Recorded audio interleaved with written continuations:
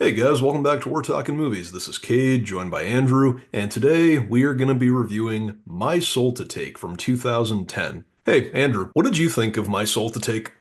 Well, this is certainly a movie. Not a good one, though, and that's for a variety of reasons. But before we get into the negatives, do we have some positives to talk about? Yeah, I have a few pros with this movie. The first thing I want to start off with is, well, I do have many issues with how this is executed. One thing that I do like about the movie is the concept. I think the overall concept of this movie is actually kind of creative. We have a story about a serial killer who reemerges 16 years after his supposed death to hunt down this group of seven teenagers who were all born the same night that he died. That actually sounds like a really interesting idea. And I think if executed better, which again, we'll get into that later, I think it could have made for a pretty decent horror film.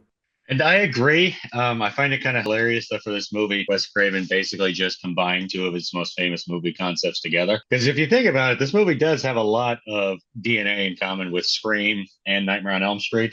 You know, you have the teen focused whodunit mystery aspect of Scream, and then you have the combined supernatural slasher killer of Nightmare on Elm Street. But yeah, so the concept itself is solid. It's the execution that fails it, and we'll get into the reasons for that in a minute. I do have another positive I need to talk about, and that is Emily Mead as Fang, the high school mean girl. She plays the mean girl stereotype fairly well, and I actually kind of like how she's not just your typical high school mean girl. They actually present her more, weirdly enough, as this sort of like mob boss of the school, where she's got everybody sort of doing her bidding. And additionally, compared to everybody else in this cast, be it the adult or teenager, she's actually trying, putting some energy into performance. It's not like a movie saving performance, but I mean, she gives the character socks and credit where it's due.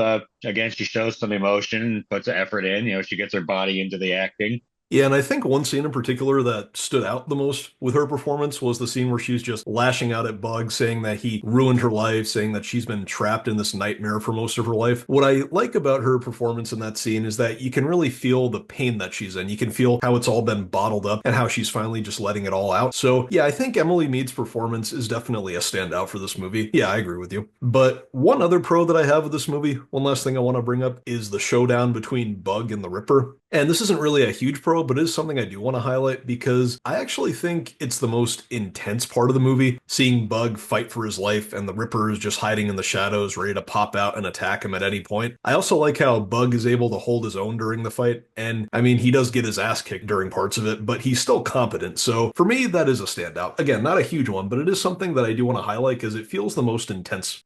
Yeah, I'll give you that. It wasn't really a pro for me, but it wasn't a con either, but it's solid. Again, there's a lot of DNA in this movie of other Wes Craven movies. Yeah, I agree. And I think that might be all of our pros. Now moving into our cons. To start this off, why don't we talk about the characters and the performances? Andrew, question. Did you like any of the characters in this movie? Well, let me tell our audience a story here. Cade and I watched this together because I had never heard of this movie before he told me. And during the process of watching it, I couldn't remember characters' names because nobody in this movie left anything remotely close to an impact outside of Fang as a character. Nobody really puts any energy into it. And again, it's not just the teen actors who are having this problem, it's the adults too. Everybody just looks very bored and sedated. And as a result, it makes the movie feel very boring and sedated. Yeah, and I totally agree. One of my biggest issues with this movie has always been the characters. And as much as I love Wes Craven as a filmmaker and how great he can be when it comes to characters, pretty much every character in this movie is not fun to follow. I mean, on one hand, most of these characters come off as very generic representations of high school characters. Because think about it, there's Adam, aka Bug, and his friend Alex, who I think are sort of the outcast characters in the group. There's also, like you said, Leia, aka Fang, and Brittany, who are the sort of mean girl characters of the group. There's also Brandon, the typical bully slash jock character. And then you even got Penelope, who's the sort of awkward religious character who somehow knows everything important about the Ripper and how he came back. Yeah, it's just again, nobody leaves any kind of impact in this movie. And as a result, it makes for a very boring film. Let's talk about another boring aspect of this movie, the kills. For being directed by Wes Craven, this movie has some insanely boring kills. Now, there is a couple of teeny tiny exceptions here and there, but for the majority of this movie, it's a lot of really boring stabbings and throat slittings that are either off screen or like just out of frame. So, yeah, not really anything good in that department either. Well, and I think part of that is because one of the things that makes them disappointing is that when you see the characters die, you don't really care that much because, going back to what I was saying about how the characters are handled, most of them aren't really given enough personality or character to begin with. So that makes it all the more difficult to get attached to them throughout the movie. So when they die, you don't really care that much to see them go. Yeah. Another part of this movie I absolutely hated is one of my biggest pet peeves in movies, not just horror movies, is bad CGI blood. I don't know if I've brought that up before on this show, but I hate CGI blood. And this movie might have the actual worst I've ever seen. And this movie came out in 2010. When we first watched this, I'm like, oh, this must have been made around the turn of the century before, wait, when CGI was still getting figured out. No, 2010, meaning that the effects were probably done in like late '09. Why does all the blood look so stiff and plasticky? It looks like more like they're throwing chocolate pudding at the screen. Yeah, I totally get what you mean. But now getting into the plot of this movie. So one of my biggest issues is now, again, I like the concept of this movie. It's just the execution that isn't handled well. But an issue I have with the plot is that, well, one of them at least, is that for a good chunk of this movie, it takes place at high school. And I'm fully aware that the main characters in this are high schoolers, but all the time that this movie spends during the first half, as we just watch the characters just kind of hanging out at high school, all that could have been spent focusing on the Ripper as he's hunting his victims, and maybe even focusing a little more on the law enforcement characters who are investigating the murders caused by the Ripper. Yeah, no, I feel like that would have been a better way of presenting it. Again, to break up some of the monotony of this film, because this film drags. Yeah, and this movie essentially has a whole mystery element to it about how the Ripper came back, how he either came back after 16 years to take his revenge, or that his soul actually is possessing one of the seven kids and that they're really the one doing all this. And the latter of those two essentially creates a whodunit element, which is kind of similar to, like you were saying earlier, with the Scream franchise. The issue is that by the time we get to the third act, most of the Ripperton Seven have already been taken out.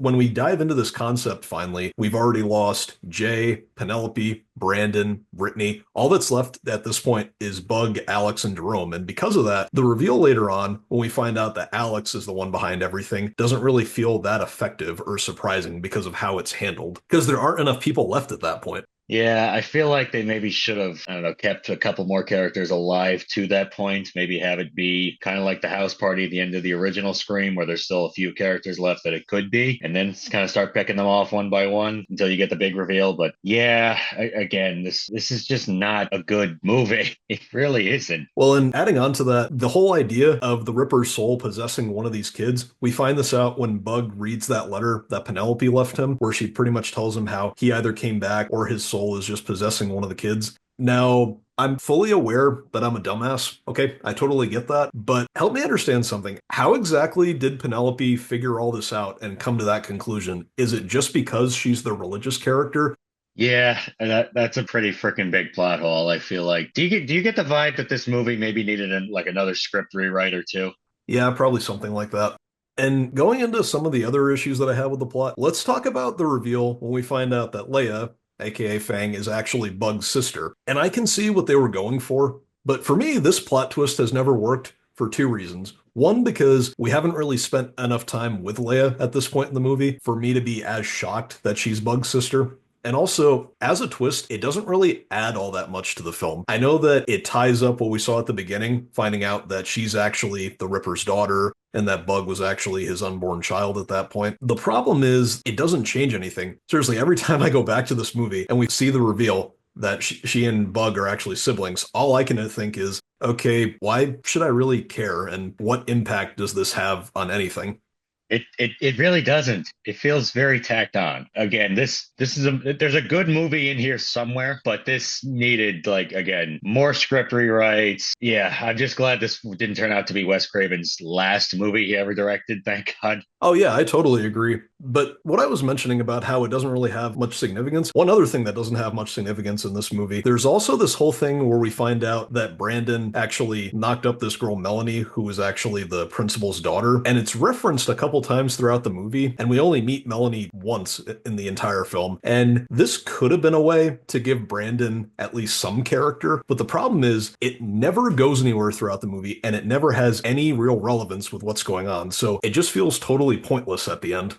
Yeah. Does Melanie even end up getting killed off, or is she literally just in one scene? I can't even remember because this movie leaves such a little of an impact. She's literally just in one scene. That's it. Yay! Plot threads that don't go anywhere. You know how much I love those too. Yeah, and getting into my final count with this movie, and this is really important when it comes to horror films, the movie just isn't really all that scary to me. Like, to start off, the atmosphere isn't really all that unsettling. It's not shot very well, and most of the lighting is pretty rough in most scenes. The Ripper as a character and as a slasher isn't as scary as he could be. And also, jump scares. Not only does the movie have too many, but they're also just not that good. One that stands out to me, like you mentioned when we were watching it, is when we see Bug in the bathroom and Alex just pops up next to him. And the same thing even happens later at school. Bug is in the bathroom and then Alex just pops up. Or when Jerome just pops out of the closet where he was hiding. Or Brandon getting attacked by the Ripper. Not only do jump scares bring the movie down for me, but they're all just not very effective, in my opinion. Yeah. Yeah, again, this movie really isn't scary at all. Again, this is just a really boring slog of a movie. Yeah, well, to wrap this up, let's get into our score for this movie. Well, despite my few pros with it, the cons definitely outweigh that, as we've made that clear. So, do I consider it Wes Craven's weakest film? I don't know about that, but I think for my final score, I'm probably going to give it a 4.5 out of 10. Well, let's see. This movie is a boring, confusing slug with only a couple of high points compared to a whole bunch of garbage. I'm gonna give it a 4. Yeah. Is this, like you said, is this Wes Craven's worst? I'm gonna say no, only because I hate Scream 3 a lot more than this, because Scream 3 is part of a franchise that I love, whereas this doesn't have any kind of like connection to anything else, to a property that I deeply care about. So that's kind of the only thing saving it from being his absolute worst, in my opinion. I understand. All right, guys. Well, that's the end of our review. Thank you so much for listening. Don't forget to like and subscribe, and we will see you all next time.